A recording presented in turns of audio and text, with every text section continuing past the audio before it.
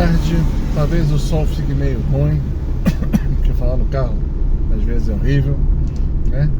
E eu nem sei se eu vou botar esse vídeo pro ar, né? Porque aquele negócio, né? Quanto mais a gente escuta, mais de cabelo em pé a gente fica. Nesse vídeo eu sou católico, cristão, óbvio, e eu vejo coisas que as pessoas não estão entendendo, que tá meio esquisito. E elas ainda batem palma para erros grosseiros. É tão grosseiro que até eu noto. Olha que eu não estudo, não vejo aprofundadamente. Eu acho que quem estuda e vê aprofundadamente deve ficar horrorizado, né?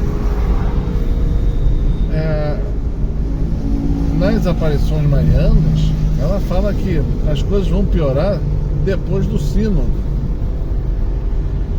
E a gente não entende, né? Parece que acabou o sínodo e tá tudo tranquilo, nada de errado, nada esquizofrênico, né? Nada que eu saiba, né? Aí entre o que eu saiba e a realidade é muito diferente. Primeira coisa, o sínodo, que aconteceu, foi dividido em duas partes. Era para ser em uma parte só. Mas como dentro do sínodo houve uma não aceitação daquilo que estava sendo proposto, então ele foi esticado, né? Essa é uma técnica que a gente usa quando você vai para uma reunião e ela não sai como você quer. O que você faz? Você estica a reunião, ganha tempo, faz ela ir para outros dias, de outras maneiras, até que você consiga outros dados e outras pessoas que vão confirmar aquilo que você quer. Isso é uma técnica, né? Quando você faz uma reunião, uma empresa, um grupo, você já vai, quem está liderando esta reunião, né? O grupo que está liderando, o que você faz? Você pega aquilo que você quer aprovar e faz um show à parte para que aquilo seja aprovado. E logicamente você já sabe que vai ser aprovado, por isso você já chama a reunião. Tudo bem, tem reunião de embate. A reunião de embate que você faz, na maioria das vezes, é para não decidir nada. Essa é a solução. É para postergar uma situação. Quando você quer resolver, se o líder é forte, ele impõe. Quando o líder é fraco, que é na maioria das vezes, o que ele faz? Ele já chega com a reunião montada, decidida, e só vai querer que os outros simplesmente aprovem aquilo que ele colocou. Então ele já chega com a maioria, já que sabendo que vai votar segundo as suas propostas ali encaminhadas, né? No sínodo foi a mesma coisa. Como é que você fala isso? O sínodo é quando o Papa chama os bispos da igreja inteira para escutar sobre um determinado tema, para uma melhor avaliação, melhor conhecimento, aprofundamento, ok? Quando você convoca um sínodo para mudar as regras, então tem algo já começa esquisito, já começa bem esquisito, né? A reunião foi montada com as pessoas? Foi, porque não foi para os bispos, né? Eu nunca vi isso na minha vida, né? Nunca soube de algo assim. Você excluiu boa parte dos bispos, se chamou leigos, pessoas, padres, leigos, gente de outras religiões, para opinar sobre matéria religiosa católica. Isso para mim, só isso já é uma aberração. E quem você chamou tinha um quórum mais ou menos de 1/3, 2/3, 2/3 totalmente favoráveis aos assuntos que seriam colocados para mudança, e 1/3 seria, né, só para falar que foi lá para fazer quórum, ia reclamar, mas ia perder na votação e pronto. Acontece que esse pequeno grupo, heroicamente, bradou e as coisas não foram aprovadas na primeira reunião, então ele postergou-se para o ano seguinte, e sendo que as matérias complexas, difíceis, não se colocou no sínodo diretamente, fizeram-se grupos de estudo que continuaram acontecendo durante o ano inteiro, né, do sínodo. Esses grupos não foram colocados, faziam parte do sínodo, mas não foram colocados no sínodo.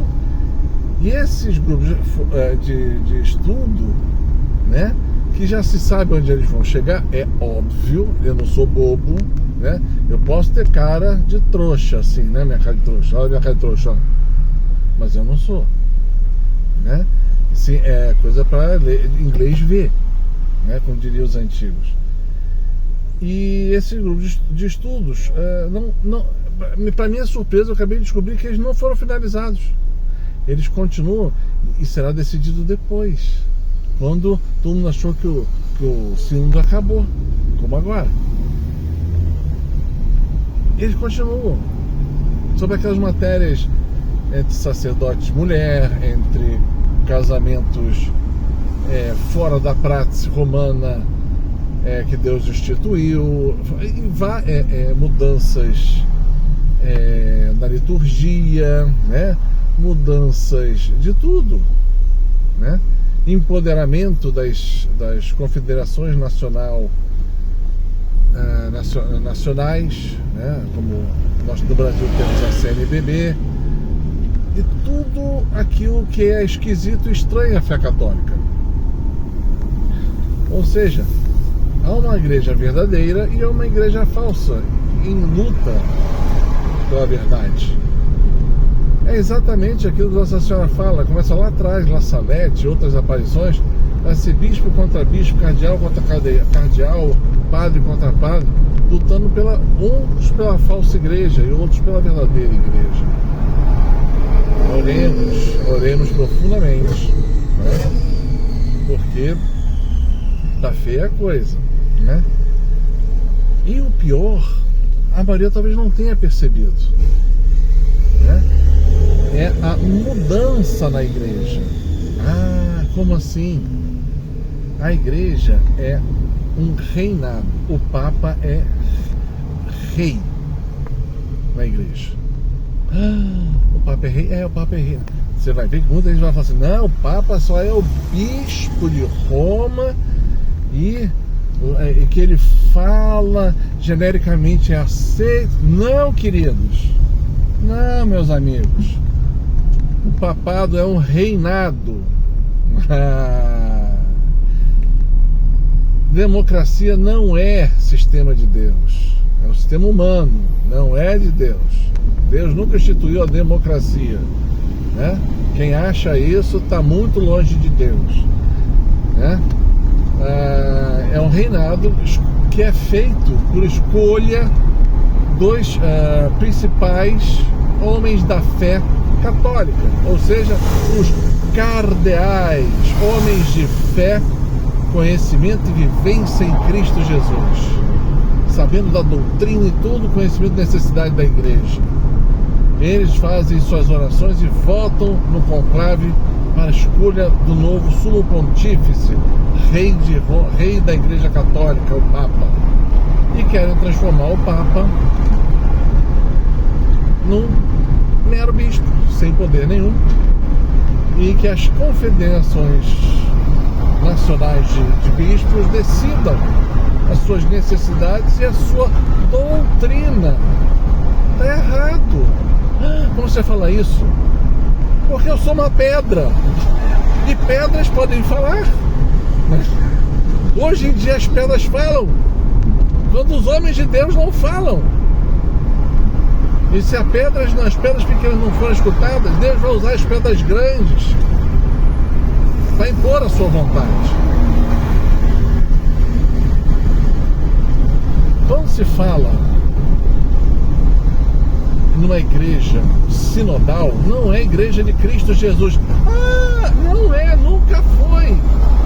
A igreja de Cristo é primado de Pedro e os apóstolos ajudando ele embaixo e todo mundo embaixo obedecendo a Deus que foi revelado. Quem não faz dessa forma não está dentro da verdadeira igreja católica. Pronto, falei. Tem gente agora que vai me jogar pedra. Mas é a verdade. Quando você quer transformar as igrejas, as confederações nacionais das igrejas dos países em centros de doutrina e o que for, nós deixamos de ser católicos. Como? A palavra católica é universal, mas baseado em Roma, no papado, que vem de Pedro até os dias de hoje. Mas na hora que eu falo que está separado e largado por aí, e cada bispo decide o que quiser, está errado. Aí nós viramos protestantes. Nós somos católicos protestantes. Cara, que loucura. Desculpa, mas é até uma pedra que nem eu sabe. Eu não sou protestante. Eu sigo Jesus. Eu sigo a igreja que Jesus instituiu em Pedro e vem passando desde lá até os dias de hoje.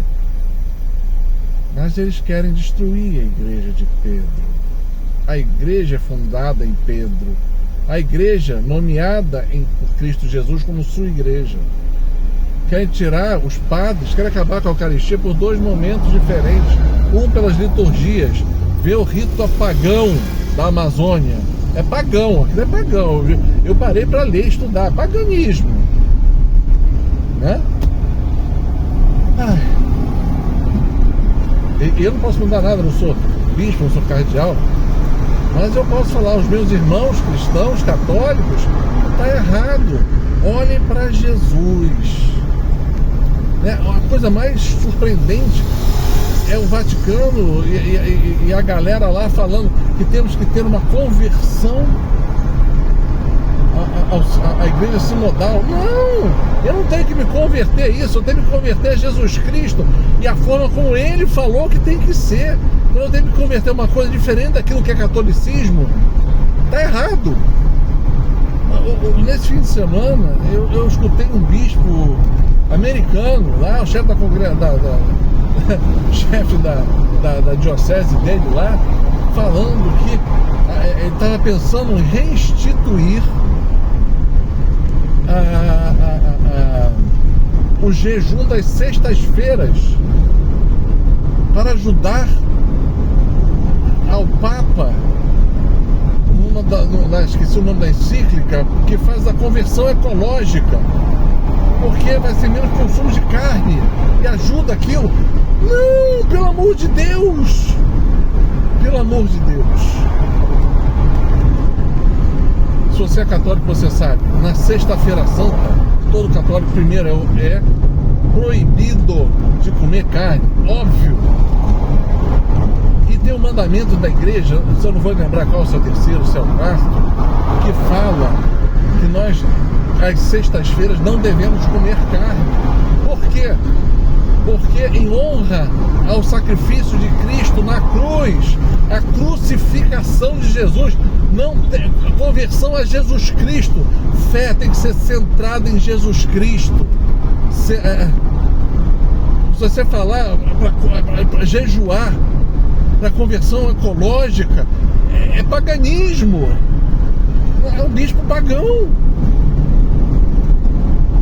Aí quando você vê Nossa Senhora falando da verdadeira e falsa igreja que coabitarão, e as pessoas vão ter que se decidir por uma ou por outra, você entende? Mas chegamos às raízes da loucura. E as pessoas não percebem. Não, temos que escutar ao povo para ver o que o povo quer, para como seguir a Deus. Se a gente escutar o povo quer, nós vamos escutar a concupiscência da carne, o que a carne quer, não o que Deus quer.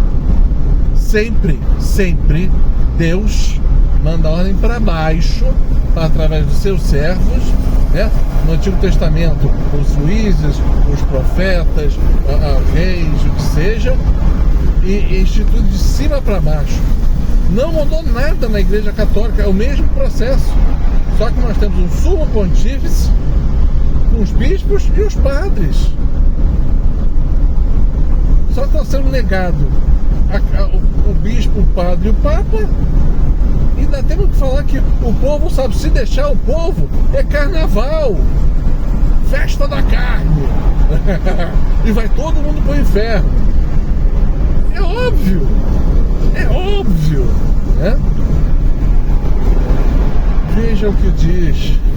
Por isso que eu falo, gente, desculpe a minha exaltação, mas nós temos que escutar o que a igreja sempre falou, né? Abriu-se um último desculpa, tem que rir. Abriu-se um último grupo de estudo para falar que a moral católica não tem que ser absoluta.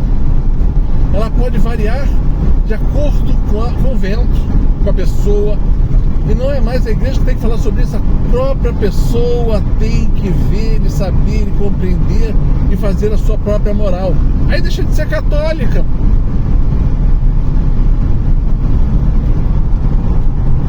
Nessas horas a gente entende uma coisa chamada santa ira.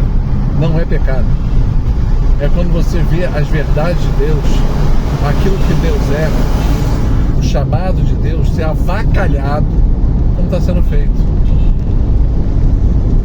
E o que acontecia? As pessoas pegavam suas roupas e rasgavam as suas roupas, e o traje é o que está acontecendo, o que elas viam. Uma ira santa, porque está tudo errado. E eu falei com alguns padres sobre isso. Ele falou, mas o que eu posso fazer? Vamos deixar que isso vai passar. Só que é uma metodologia de uma igreja invadida por uma revolução francesa que vem tentando destruir a igreja de cima para baixo, de baixo para cima. Bom, eu acho que cada um é chamado a ser católico, né? Do jeito, do chamado do Senhor. Cuidado, irmãos. Cuidado, irmãos. Porque os tempos são sombrios. Como mostrou lá ao Papa Leão. Agora eu não esqueci o nome. Estava 23, talvez, ou 13. Agora eu esqueci.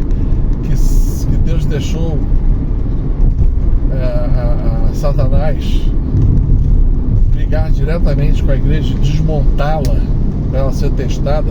Eu acho que a gente está começando a viver no ápice disso, porque todo mundo achou que isso ia começar lá com esse Papa no final do século XVIII, XIX. Eu acho que não começou lá não, queridos. Deve ter começado lá depois de Fátima. E a gente vai ver o ápice disso agora nos nossos tempos. E tem duas aparições da Nossa Senhora que ela fala isso também, né? Para Marie Julie Gerheim,